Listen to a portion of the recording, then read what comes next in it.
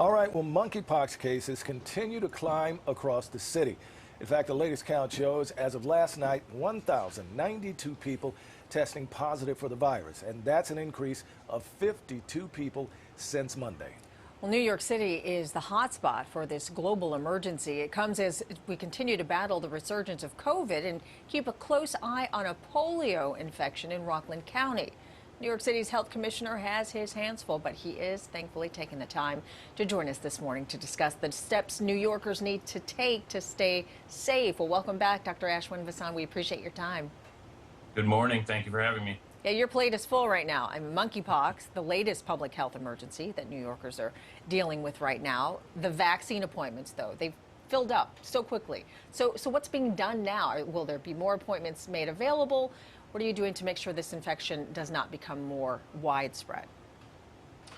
Look, I think where you started with the right information. We have almost 1,100 cases here in New York. That makes us about 30% of the cases in the entire country. So we are most definitely the epicenter of this outbreak in the United States. And so with that, we need to do a few things. Number one, we need to get the message out to affected New Yorkers that anyone can get monkeypox, but primarily this is spreading currently in gay men, men who have sex with men. And the ways to keep ourselves safe, the ways to keep New Yorkers safe, is to avoid the things that are putting people at higher risk. That is skin-to-skin contact, sexual contact, and attending social network and sexual parties that are putting people at high risk.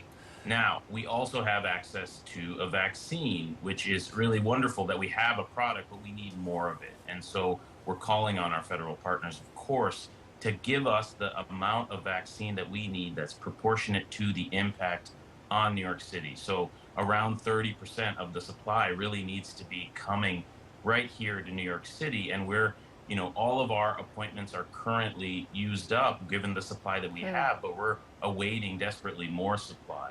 And of course, we need access to treatment, and we need to expand testing for clinical providers to be able to ensure that the patients who are worried about monkeypox are getting tested and ready access to treatment. That also requires help from our federal partners. And so we're working in partnership, but it is a big challenge for sure. Yeah. Well, doctor, can you talk about who should be getting tested right now? And should people experiencing certain symptoms like lesions be the top priority, or can people actually be asymptomatic and still be infected?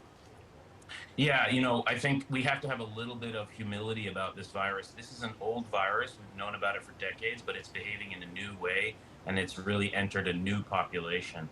And so we're still learning about the questions you're asking about whether it's transmitted sexually or transmitted asymptomatically. We're still talking about that right now because it's an open scientific question. But in the meantime, people who are at high risk, people who have had multiple sexual partners, anonymous sexual partners, people who have attended, large-scale social functions that could put them at high risk of prolonged skin-to-skin contact, which we still think is the primary mode of transmission. And of course, people who have lesions should most definitely call their provider and get tested. If you don't have a provider, you can call 311 and we can navigate you to one of our health and hospital sites, or we can navigate you to another site through our health map. And just real quickly, because there is that stigma that you're speaking about, is that why you're pushing so much for the World Health Organization to change the name? Yes, you're absolutely right. I think we have learned from the AIDS epidemic and from decades of the LGBTQ community fighting for their health and human rights that any additional stigma placed on them in their effort to secure those rights is really detrimental to their health and really can take lives instead of saving lives. And so the name monkeypox has really nothing to do with the nature of the virus. And so we are calling on the WHO and other international bodies to change the name, and I think we have widespread support on this. All right, so talk again about what communities are impacted the most right now. Yeah, I want to be very clear. Anyone can get monkeypox, but right now we're following the data and we're following the epidemiology, and right now the most impacted community are men who have sex with men, gay men, and also trans people. There's a minority of patients who are trans people. who are also a part of those same sexual and social networks.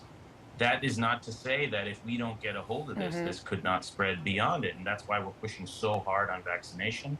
That's why we're calling on our federal partners for more supply. Yeah. And it's why we're asking people who might be at risk to take those sensible steps to reduce your risk, reduce the number of partners you might have, reduce your exposure to these events if you think you're at high risk. And obviously, if you've been in contact with someone you think or you know has monkeypox, call us right away and we can get access to you for a vaccine and testing. And Speaking of so forth. vaccines, let's switch gears a little bit and talk about COVID cases. I mean, a lot of people, a majority of people have even gotten booster shots for the COVID-19 vaccine, but the reinfection rates are still at an all-time high. So where are we standing right now? What's the next step in fighting this pandemic? Yeah, it's a great question. Look, we have two new variants, BA4 and BA5, that are making up the majority of our cases, and they are currently traveling and transmitting at a rate much faster than any prior variant. The good news is, and for the first time in this epidemic, we are seeing a real break between case transmission and severe illness, including ICU admissions and death. And so that gives us a lot of encouragement that the immunity that we've built up through 18 million vaccinations given out in New York City, more than almost 89% of adults being fully vaccinated, that has created a very high wall of immunity, even if we're seeing more transmission.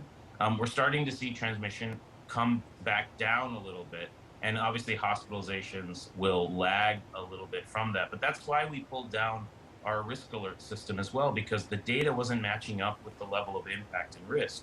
And so we're reevaluating that now, and we'll be coming back out with guidance and the way that we set policy and communicate to New Yorkers. But the recommendations remain the same. In an environment of high transmission, we're asking everyone to wear a mask indoors. We're strongly recommending that. If you haven't been vaccinated or boosted, do that now. Get tested frequently. We've distributed over 37 million at-home tests, but we also have brick and mortar sites. And we have widespread access to treatment at a scale that we've never had through our mobile sites, through brick and mortar sites, which is keeping people out of the hospital. So this is a game changer in terms of the kinds of tools we have to combat this virus, whatever comes our way. All right, Dr. Vasan, we thank you so much for joining us this morning. Great information there. Of course, we appreciate it so much.